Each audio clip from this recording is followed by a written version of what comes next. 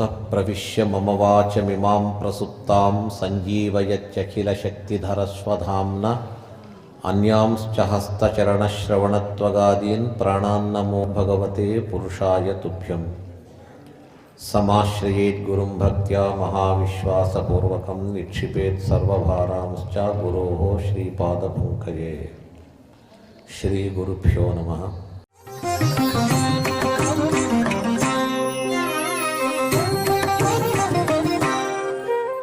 అన్ని లోకములను ఉద్ధారపరిచే ఆ గంగ ఎవరికి వద్దు చెప్పండి?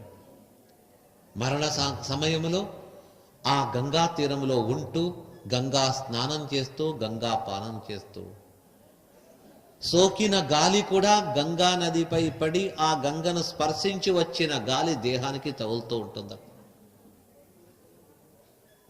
అలాంటి పరమోత్తమైనటువంటిది మరణము సమీపించినటువంటి వ్యక్తికి నిజమైన నివాస స్థానము గంగా తీరమట. మన భూలోకానికి గొప్ప సంపద ఏమి? మేరు పర్వతము. మేరు పర్వతంలో కొన్ని టన్నుల బంగారము వజ్రములుంది. అది సంపద కాదట. మన విశ్వానికే సంపద ఏది? సమగ్రమైనటువంటి భూమండలానికి సంపద ఏది అంటే సమృద్ధం సౌభాగ్యం సకల వసుధాయాత్ కిమపి తన్. సమగ్రమైన ఈ భూమికి సౌభాగ్యం ఏది అంటే ఈ గంగా నది. ఒక్క గంగ మమ్మల్ని ఎంత పవిత్రపరుస్తుందో. బంగారు వెండి ఉంటే కాదు. బంగారు వెండి వజ్రములు ఉండేవాళ్ళు కిందికి వెళ్ళిపోతారు. గంగను సేవించిన వారు పైకి వెళతారు. మనకు పైకి వెళ్ళేది కావాలన్నా కిందికి పోయేది కావాలన్నా.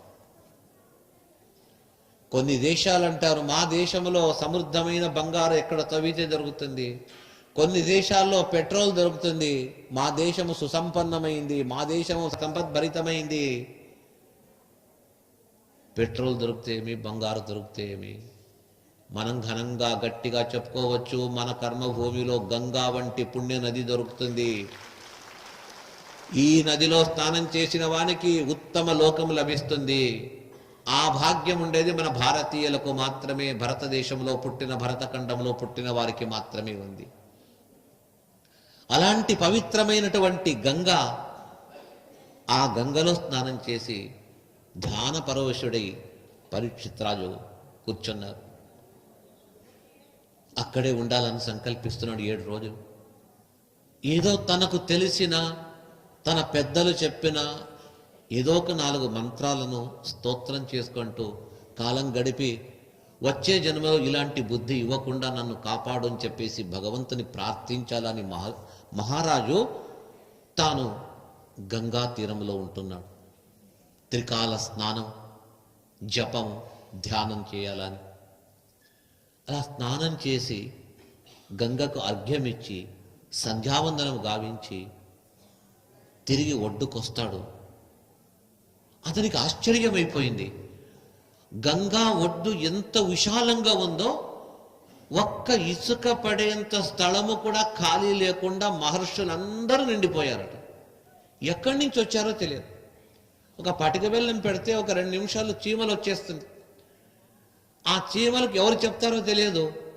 అంతకంటే వేగంగా ఎవరికి చెప్పారో తెలియకుండా పరీక్షిత రాజు స్నానానికి వెళ్ళేటప్పుడు లేనటువంటి జనాలు ఆ స్నానం చేసి ఒడ్డుకు వచ్చేటప్పటికి తత్రోపజగ్ముః భువనం పునానా మహానుభావా మునయః సశిష్యాః. ఎవరొచ్చారో, ఎవరో దారికి పోయేవాళ్ళు, కుంభమేళలో ఉంటుంది కదా, అక్కడి నుంచి ఇక్కడి నుంచి వచ్చేవాళ్ళు కాసేపు చూచి అక్కడ దొరికే వస్తువులు కొనడానికి వస్తారు. కుంభమేళకు పెద్ద పెద్ద దేవుళ్ళకి పోవడానికి నది స్నానం తక్కువ, అక్కడ మంచి మంచి పదార్థాలు ఎగ్జిబిషన్ పెట్టింటారు, ఏదో దొరుకుతుందని కొనడానికి వెళ్ళేవాళ్ళు సుమారుగా ఒక 90%, 10% మాత్రం స్నానం చేసేవాళ్ళు ఉండవచ్చు. అయితే ఇక్కడ వచ్చినటువంటి వాళ్ళు అలాంటి వాళ్ళు కాదట. తత్రోపజగ్ముర్భువనం పునానా మహానుభావా మునయః సశిష్యాః. ఈ భువనాన్ని, ఈ లోకాన్ని పవిత్రపరుచున్నటువంటి గొప్ప గొప్ప మహానుభావులైనటువంటి బ్రహ్మర్షులు, వారి శిష్యులు అందరూ వచ్చారట. గంగా తీరం నిండిపోయారు. వారు ఎవరు? గంగా స్నానానికి వచ్చారంటే కాదు. ప్రాయేణ తీర్థాదిగమాపదేశై స్వయం హి తీర్థాని పునంతి సంతః. చాలా వరకు అక్కడ వచ్చిన వాళ్ళలో వారు గంగా స్నానము కొరకు వచ్చేవారు కాదు. అంటే గంగా స్నానం చేసి పుణ్య సంపాదన చేసుకునేవాళ్ళు కాదు. వారికి గంగతో సంబంధం లేకుండా పుణ్యం వస్తుంది. అయితే ఎందుకు వచ్చారు అంటే వచ్చింది వేరే, కాకపోతే గంగా స్నానంతో పుణ్యం సంపాదించాలని కాదు, వీరే స్వయం హి తీర్థాని పునంతి సంత. గంగా నదికి మనలాంటి వాళ్ళందరూ వెళ్ళి స్నానం చేసి మన పాపాలంతా వదిలి వెళతాం కదా, ఆ గంగ మోయలేనంత పాపాన్ని మోస్తూ బాధపడుతూ శక్తి కూడా తగ్గిపోతుంది. ఒక యంత్రం ఎప్పుడు పని చేస్తూ ఏమైపోతుంది? ఆగిపోతుంది, తన శక్తి చాలక. అలాగే గంగా పాపాలను పోగొట్టాలని ప్రయత్నించి మనం వదిలిన పాపాలను మోయలేకుండా బాధపడుతూ ఉంటే, అలాంటి గంగను ఆదుకోవడానికి, గంగనే కాదు గోదావరిని ఆదుకోవడానికి, తుంగా నదిని ఆదుకోవడానికి, కృష్ణాని ఆదుకోవడానికి మహనీయులు మహానుభావులు వచ్చి కాళ్ళు పెట్టి వారు స్నానం చేస్తారంట. వారు స్నానం చేసి ఏం చేస్తారు? ఇప్పుడు కొన్ని పుష్కరిణి, కొన్ని నదుల్లో ఒక మిషన్ పెడతారు. అందరూ స్నానం చేసి పొల్యూట్ అయిపోయి ఉంటే ఆ ఉండే మురికినంతా కూడా ఆ మిషన్ తీసి బయటికి వేస్తుంది. ఈ మహామునులు మనము వదిలిన పాపాలను తమ తపశ్శక్తిని అంతలాగి గంగను శుద్ధపరిచి వెళతారు. అలాంటి వాళ్ళు వచ్చారట. స్వయం హి తీర్థాని పునంతి సంతః. స్వయం వారే ఒక్కొక్కరే ఒక గంగానదితో సమానం. వారిని చూస్తేనే గంగా స్నాన ఫలితం వస్తుంది, వేరే గంగా స్నానమే వద్దు. అలాంటి వాళ్ళు వచ్చారు అంటే గంగా స్నానం కొరకు కాదు. ఇది పరీక్షితుని యొక్క వాక్యాలు. ఇది వారు వచ్చేదంతా దేనికి? ప్రాయేణ తీర్థాదిగమాపదేశై. కేవలం ఒక తీర్థయాత్రానికి నిమిత్తం పెట్టుకొని వస్తారు కానీ వాస్తవంగా కాదు.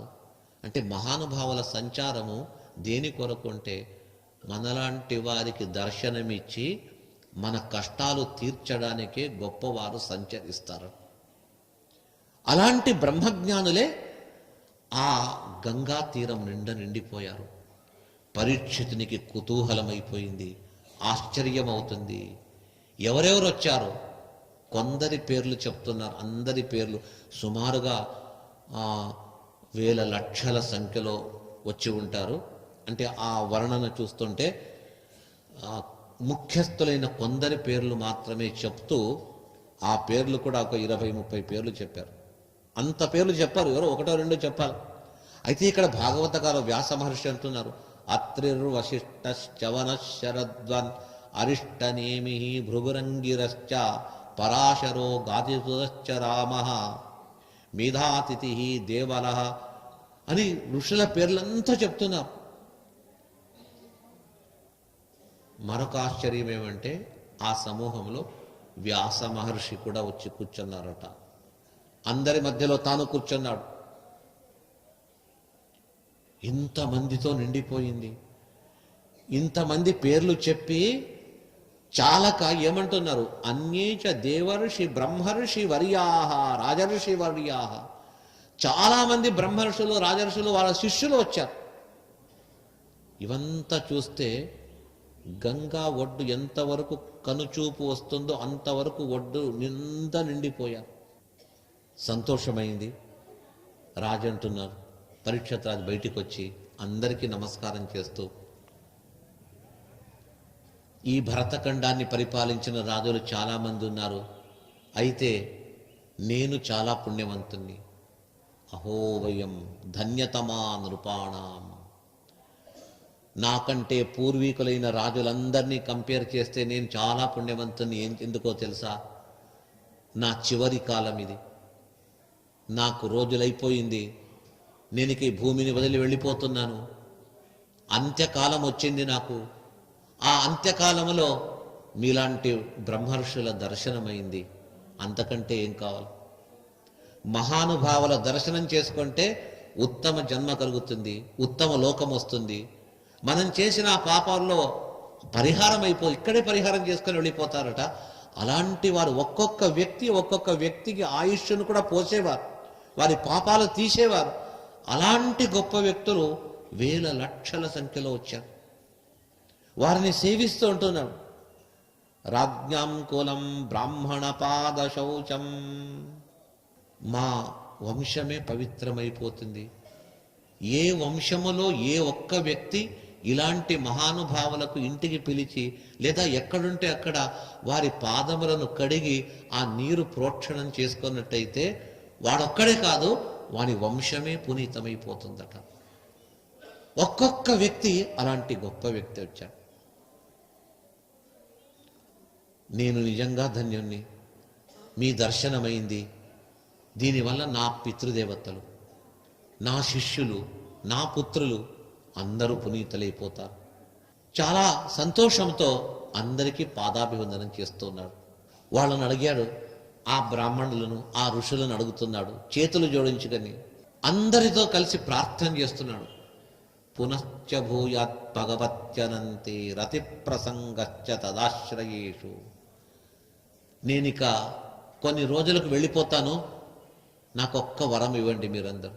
ఏమంటే, నాకు ప్రతి జన్మ ఎన్ని జన్మలు వస్తుందో అన్ని జన్మల్లో మీ వంటి మహనీయుల యొక్క సాంగత్యం దొరికేటట్టుగా నన్ను ఆశీర్వాదం చేయండి. ఇక నాకు ధైర్యం వచ్చింది, తక్షకుడు వచ్చి నన్ను కరిచి చంపేస్తాడని రానిగాక. తక్షకుడు రాని కరువని ఏమైతుంది, నా దేహం పోతుంది, అంతకంటే ఏం చేయలేడు కదా తక్షకుడు అని ఆ ద్విజవర్యులను ప్రార్థిస్తున్నాడు. భగవంతుని గానం చేయండి, భగవన్ నామస్మరణ చేయండి, నేను వింటా అని వారిని ప్రార్థిస్తున్నాడు. వాళ్ళందరూ చిరునవ్వుతో కూర్చున్నారు, కానీ ప్రతివచనములు ఎవ్వరూ ఇవ్వటం లేదు. అయితే వారు వచ్చింది దేని కొరకు అని రాజు గ్రహించలేదు. రాజు అనుకున్నాడు, నన్ను ఉద్ధరించడానికి వచ్చారేమో అని. ఉద్ధరించడానికే వచ్చారో, కాకపోతే వాళ్ళేమంటారంటే, నేను నీ ఉద్ధారం కొరకు రాలేదు రాజా, మా ఉద్ధారం కొరకు వచ్చాము, మేము పునీతులు కావాలా అందుకొచ్చాము. వాళ్ళు పునీతులు కావాలంటే ఈ రాజు దగ్గర ఎందుకు రావాలా? ఇంకా వస్తూనే ఉన్నారంట ఎందరో మహర్షులందరూ కూడా. అందరు వచ్చారు, నిండిపోయింది ఈ గంగా తీరము. ఒక్క వ్యక్తి తక్కువ పడ్డాడు. ఎలాగుంది అంటే, ఆకాశము నిండా నక్షత్రములు నిండిపోయి ఉంటుంది, బాగా ఉంటుంది. అయితే కళ ఇంకా వచ్చి ఉండదు. ఎప్పుడొస్తుంది కళ అంటే, నక్షత్రములు పూర్తిగా ఆకాశం నిండి ఉన్నా ఆ నక్షత్రములకు అధిపతి అయినటువంటి చంద్రుడు మధ్యలో ఉంటే మాత్రమే నక్షత్రములకు శోభ. అంటే ఇక్కడ వచ్చిన వాళ్ళందరూ నక్షత్రములు. ఆ నక్షత్ర మండల మధ్యలో చంద్రుని వలె ప్రకాశించే ఒక చంద్రుడు లేదు, తక్కువ పడ్డాడు. ఆ చంద్రుడు రావాలి. ఎవరా చంద్రుడు? ఎక్కడున్నాడు? తత్రాభవద్ భగవాన్ వ్యాసపుత్ర గామటమాన అనవేక్ష్య. ఒక వ్యక్తి ఎవరు? వ్యాసపుత్రుడు శుక మహర్షి తక్కువ పడ్డాడు. అందరూ వచ్చారు, అతడు వస్తున్నాడు. హస్తినావతి రాజధాని గుండా అక్కడి నుంచి దాటి రావాలా. వస్తూ ఉంటే ఎలాగున్నాడు, అతని దేహమేమి, ఆకృతి ఎలాగుంది? నిగూఢ జత్రం, 16 సంవత్సరముల వయస్సు ఉన్నవాని వలె ఉన్నాడు. వయస్సు ఇంకా చాలా ఉంది. అతని యొక్క దేహ వర్చస్సు ముఖమండలము సూర్యమండలం వలె వెలుగుతుంది. సుందరమైన గాత్రము. అయితే పిచ్చివాని వలె నగరములో సంచరిస్తూ వస్తున్నాడు. నగర బాలకుల్లో కొందరు ఎవరో పిచ్చివాడని రాళ్లు కొట్టారు. తెలిసిన వారు, అయ్యో శుకమహర్షులు వచ్చారు అని చెప్పేసి సాష్టాంగ నమస్కారం చేశారు.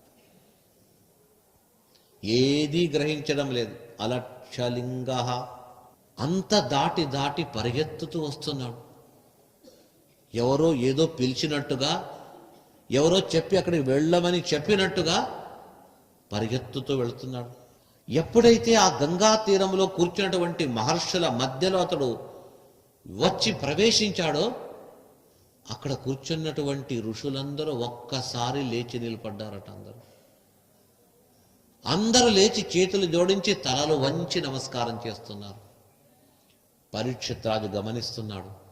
ఇంతమంది మహర్షులు గొప్పవారని నేను భావిస్తున్నాను, ఈ యువకుడు లోపలికి వచ్చేటప్పటికి వీళ్ళందరూ లేచి తలలు వంచి నమస్కరిస్తున్నారు అంటే వీళ్ళందరికంటే గొప్ప వ్యక్తి ఈ వ్యక్తి అయి ఉంటాడు. బహుశా భగవంతుడు ఇతన్ని నా దగ్గరకు పంపి ఉంటాడు. భగవంతుని కృప, గురువుల అనుగ్రహం నా పైన చాలా ఉంది. ఆ శ్రీకృష్ణుడు మా ఇంటి ఇలవేల్పు, కృష్ణుని అనుగ్రహం నా పైన ఉంది అని భావిస్తూ పూజాద్రవ్యములచే ఆ శుక మహర్షి దగ్గరికి వెళతాడట. పాదపూజ చేసి ప్రార్థిస్తాడు. అతన్ని కూర్చోబెట్టాడు. ఒక ఆసనం వేసి కూర్చోబెట్టాడు. అలా కూర్చున్నాడు. అతని వెనుక గంగా ఒక చోటు పక్కన గంగా ప్రవహిస్తూ ఉంది. ఆ గంగా తేట మంచి నీరట, ప్రశాంతంగా గంగా ప్రవహిస్తుంది. శుక మహర్షి కూర్చున్నారు. వారి ఎదురుగా వచ్చినటువంటి బ్రహ్మర్షులందరూ కూర్చున్నారు. మహారాజు దగ్గరికి వెళతాడు. ఆ శుక మహర్షికి పాదాభివందనం చేస్తున్నాడు. ఎంత గొప్ప వైభవము! వారిని చూచే యోగ్యతనే ఎవరికి లేదు. ఆ మహర్షి దగ్గరకు వెళ్ళి పాదప్రక్షాళన, పాదములు కడిగాడు అన్నట్టయితే ఎంత భాగ్యం! పాదములను ముట్టి కడుగుతున్నాడు. తలకు ప్రోక్షణం చేసుకున్నాడు. రెండు చేతులు జోడించి అడుగుతున్నాడట. అత పృచ్ఛామి సంసిద్ధ్యం యోగినాం పరమం గురుం. యోగి వర్యులకే గురువైనటువంటి శుక మహర్షిని సమీపించి తన యొక్క స్వరూపాన్ని ఉద్ధరించు అని అడగడానికి ప్రార్థిస్తున్నాడు. స్వామి, ఒక 4 ప్రశ్నలు అడుగుతాను, అడగవచ్చా అని వినయంతో రాజు శుక మహర్షిని ప్రార్థిస్తాడు. అతడు సమాధానం ఏం చెప్పలేదు. ఒక చిరునవ్వుతో చూచాడు. అతడిచ్చిన ఆ చిరునవ్వే ఇతనికి అనుమతి వచ్చినట్టుగా భావిస్తూ తాను ఏం అడగాలో ఆ ప్రశ్నలు అతని ముందు ఉంచుతున్నాడు. యచ్రోతవ్యమతో జాప్యం యత్కర్తవ్యం నృభిప్రభో స్మర్తవ్యం భజనీయం వా బ్రూహి యద్వా విపర్యయం. మనిషికి మరణము సమీపించిన సమయములో ఆ మనిషి తీసుకోవలసిన జాగ్రత్తలేది. మరణము సమీపించిన మనిషి కర్తవ్య కర్మలేది. ఏ విషయాన్ని చెవిలో వేసుకోవాలా, ఏ విషయం వినాలా. ఇంకేమి, మరణము ఎదురుగా కనిపిస్తూ ఉంటుంది. ఏ సమయంలో అయినా కూడా ఆ మృత్యు దేవత తన యొక్క పిడికిళ్ళలో మమ్మల్ని తీసుకొని వెళ్ళవచ్చు. అలాంటి సందర్భములో యచ్రోతవ్యం, ఏ విషయాన్ని చెవిలో వేసుకోవాలి. అతో జాప్యం, ఏ మంత్రాన్ని జపించాలి, ఏ వ్యక్తిని భజించాలా, ఎవరిని పూజించాలా అని వినయుక్తమైన 4 మాటలు అడుగుతాడట. దాంతోపాటు ఇంకొకటి అడుగుతున్నాడు. బ్రూహియత్వా విపర్యయం. మనిషి మరణ సమీపంలో ఏమి చేయాలా అనేదే కాకుండా ఏమి చేయకూడదు కూడా అడుగుతున్నాడు. మరణము సమీపించుంటుంది. చేయవలసింది చేయకపోయినా పర్వాలేదు, కానీ చేయరానిది చేస్తే ఇక ఆ మనిషికి గతి లేదు. మరణము సమీపిస్తే చివరి కాలంలో ఎవడు మంచం పట్టింటాడో ఆ వ్యక్తికి ఎక్కువ బుద్ధి పనిచేయదు, మాటలు సరిగా రాదు, ఏదో మాట్లాడుతుంటారు. వెనుకటి కాలంలో వారి కుమారులు ఏం చేసేవారు, ఏదేదో మాట్లాడుతున్నాడు, ఒక మంచి మాటలు మాట్లాడేస్తామని దేవుని భగవంతుని నామస్మరణం బలాత్కారంగా చేయిస్తారట. బలాత్కారంగా చేయిస్తే ఆ మాటలాడుతూ భగవంతుని స్మరిస్తూ వెళ్ళిపోతే చాలా మంచిది అనే భావనతో నారాయణ కృష్ణ అనే శబ్దములు ఉచ్చరింపచేస్తారు. ఇలాగా ఒక వ్యక్తి గొప్ప ధనవంతుడు, చాలా ధనం సంపాదించాడు. సంపాదించిన ఇంటికి ఇవ్వలేదు, తాను అనుభవించలేదు, ఇతరులకు ఇవ్వలేదు. ఆ ధనమంతా ఒకచోట గుప్తంగా భూమిలో పెట్టాడు. ఎక్కడ పెట్టాడు పిల్లలకు తెలియదు. చనిపోవడానికి సిద్ధంగా ఉన్నాడు. పిల్లలు చూశారు, ఈ తండ్రి చనిపోతాడు. సరే, ఎట్లో పోతాడు? అపారమైన ధనం ఉంది, మనకు చెప్పకపోతే తెలియదు, అంత ధనాన్ని కోల్పోతాం. సరే, మాటలు పడిపోయి ఉంటుంది, స్పృహ లేదు. వైద్యులను పిలిపించి మాటలు వచ్చేటట్టుగా, స్పృహ వచ్చేటట్టుగా ఔషధం ఇప్పిస్తారు. సరే, అందులో ఇద్దరు కుమారులు అంటారు, పోనీ మన తండ్రి ధనం ఎక్కడ పెట్టాడో చెప్పకపోయినా పర్వాలేదు, ఇంతకాలము లోభిగా ఉన్నాడు, ఇప్పుడు మనము వైద్యులచే మాట దృష్టి తెప్పిస్తాము, 2 మంచి మాటలు భగవంతుని స్తుతించేటట్టుగా చేసి పంపించేస్తాంలే అని అనుకొని వైద్యులచే వైద్యం చేయించిన తర్వాత స్పృహ వచ్చింది, కళ్ళు తెరిచాడట. చుట్టూ కుమారులు నిలబడ్డారు, అందరిని ఒక్కసారి చూచాడు, సంతోషపడ్డారు. సరే, భగవంతుని నామస్మరణం చేయిస్తామని కొందరు, ఇంకా కొందరు కుమారులు ఆస్తి ఎక్కడ పెట్టాడో చెప్తాడేమో అడుగుతాము అని కొందరు. ఏం చేశాడు? అవేం వద్దు, దేవుని స్మరణ రాని అని మిగతా కుమారు. కళ్ళు తెరిచాడు, మంచం పైన పడుకున్నాడు, కళ్ళు తిప్పాడట. ఎదురుగా ఒక గోడ, ఆ గోడలో ఒక గూడు, ఆ గూటిలో ఒక దీపమట. ఆ దీపం బాగా వెలుగుతుంది. మాటలు పడిపోయిన ఆ తండ్రికి మాటలు వచ్చిందట, ఒరే కుమారులారా, దీపం అంత పెద్దగా ఉంది, ఆ దీపం ఎక్కువ వెలిగితే నూనె ఎక్కువ ఖర్చు అవుతుంది, దీపాన్ని కాస్త తక్కువ చేయండి అని చెప్పి చనిపోయాడు. అంతే. చివరి కాలంలో కూడా దీపం వెలుగుతూ ఉంటే వద్దు, ఆర్పండి, తన జీవన దీపమే ఆరిపోయేటట్టుగా ఉంది. ఆరిపోయే జీవన దీపాన్ని చూసుకోకుండా అక్కడుండే దీపాన్ని తక్కువ చేయండి. చివరి కాలంలో కూడా తన యొక్క పిసినారితనము, ఆ లోభతనాన్ని మర్చిపోకుండా దాన్ని మళ్ళా జ్ఞాపకం చేసుకుని, అంటే అంత్యకాలంలో భగవంతుని స్మరణ రావాలా అంటే అది చాలా కష్టం. ఎంత ప్రాక్టీస్ చేసినా అది గురువనుగ్రహము, దైవానుగ్రహం ఉన్న వారికే వస్తుంది, కానీ అందరికీ రాదది. పరీక్షిత్ రాజు అడుగుతున్నాడు, కర్తవ్య కర్మలతో పాటు చేయరానివి కూడా చెప్పండి. చేయరానివి అంటే ఇప్పుడు చెప్పాను కదా, అలాంటివి కలలో కూడా రాకుండా కర్తవ్య కర్మలను ఆచరించేటట్టుగా ఆ బుద్ధిని అనుగ్రహించుని భగవంతుని ప్రార్థించారు. శుక మహర్షి ఇలా ప్రార్థించారు. ఈ విషయాన్ని సూత మహర్షులు శౌనకాదులకు చెప్తారు.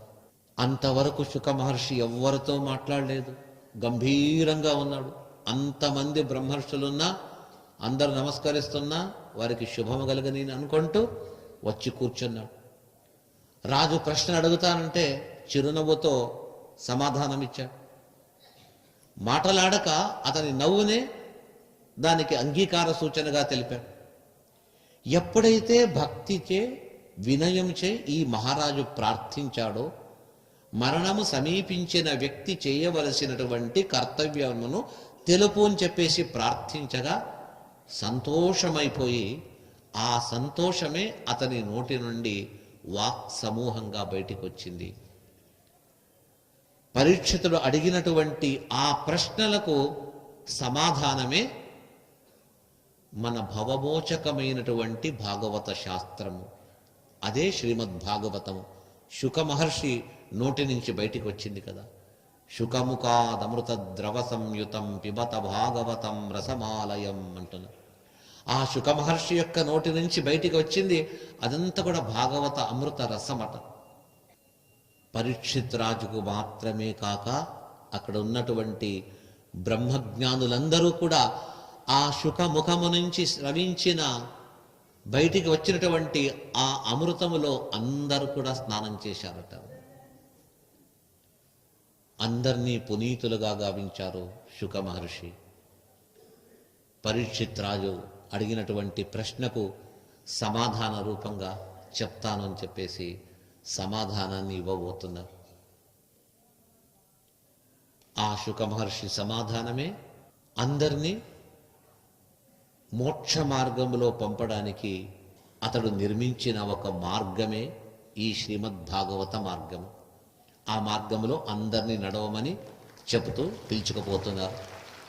మనము కూడా పరీక్షితుని ప్రశ్న చే సంతృప్తి నొందినటువంటి శుక మహర్షి చూపినటువంటి ఆ ధర్మపథము, ధర్మ మార్గం ఏదో ఆ ధర్మ మార్గములో వారు చెప్పినట్టుగా మనము కూడా వారితో పాటు నడుస్తూ సన్మార్గములో నడుస్తూ ఆ పరాత్పరుని కృపకు మనమందరం కూడా. సెరెనిటీ మోడల్ హై స్కూల్ విద్యార్థులకు అమ్మఒడి, సామాన్యులకు అందుబాటులో ఉన్న బడి సెరెనిటీ. మేడ్చల్ జిల్లాలో మేటిగా నిలిచి సాటిలేని ఫలితాలను సాధిస్తున్న నంబర్ 1 స్కూల్ సెరెనిటీ. మా ప్రత్యేకతలు: ప్రతి విద్యార్థి పట్ల వ్యక్తిగత శ్రద్ధ, activity based learning and digital classrooms, computer lab, 100% ఫలితాలు, sports and cultural activities, yoga, abacus మరియు Vedic maths education. Please visit Serenity Model High School, Nagaram. Admissions are in progress. Call 040-271-46899 and 040-271-48699.